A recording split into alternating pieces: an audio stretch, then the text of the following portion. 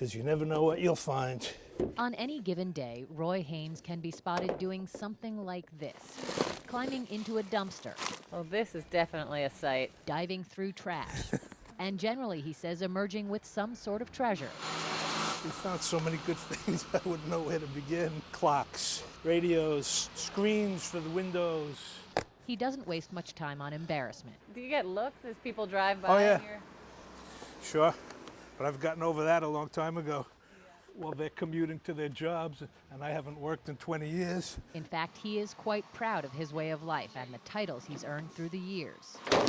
I'm known as the frugal fanatic, the wiser miser, the cheapest man in America. Roy and his wife Lisa live in Huntington, Vermont, where they also operate a nonprofit animal shelter, Save Our Strays. It doesn't pay them a dime, and dog sitting, which they do occasionally, pays only slightly more, but they seem to get by just fine. Economic crisis? I haven't even noticed. How? Well, Roy has mastered the art of being cheap. I don't know how he can change his habits to save anymore. This is the bottle room. Haynes has adopted a number of habits and hobbies that allow him to be frugal and unemployed. He combs through redemption centers, collecting bottle caps. Voila! And in turn, prizes from clothing to electronics. I do most of my Christmas shopping or birthday shopping with the bottle caps, and I call them in, and you don't even have to pay shipping on them. He drives as little as possible, but once in a while has to fill up his old car with gas, positioning himself strategically to get every last drop. Each time, maybe 2 or 3 cents, but do it as a lifestyle. Heads up. He buys 2-ply toilet paper, but only uses 1 ply at a time. I separate it down the middle, and I get 2 rolls out of 1. And when it comes to condiments, he makes sure to stock up at fast food restaurants. The Haynes haven't bought a new bottle of ketchup or mustard in years. It's a blend of my favorite brand, Free.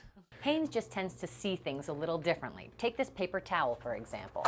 Most people would use it once and then throw it away, but not him. He can make 1 roll last a very long time. I'll use them once or twice. I'll rinse them lightly under some water and hang them up to dry. He sees convenience store garbage cans as gold mines. Used scratch-off lottery tickets are common finds because many people don't fill out the back for a second chance at a win. Of course, Roy does. It's how he and Lisa paid for a trip to Hawaii 2 years ago. We got a $10,000 vacation for, about $1 in postage on someone else's discarded ticket. So when the Haynes here talk of a recession, they believe it's true, but they haven't yet experienced it themselves. My lifestyle is virtually recession-proof. Which makes Roy a popular guy these days. We go down to the little store in the morning, and he's had some of the folks in town that have stopped in just to talk to him about some of the money-saving habits. He says too many people are suffering from, as he calls it, affluenza. The key, he says, is to live as if always in a recession. And if this one sticks around until next winter, he'll be all set. He scored nearly 300 postseason Santa hats for less than a nickel apiece, which you can be sure he'll turn a profit on before Christmas. God bless America. In Huntington, Vermont, Anya Hunnicky, NECN.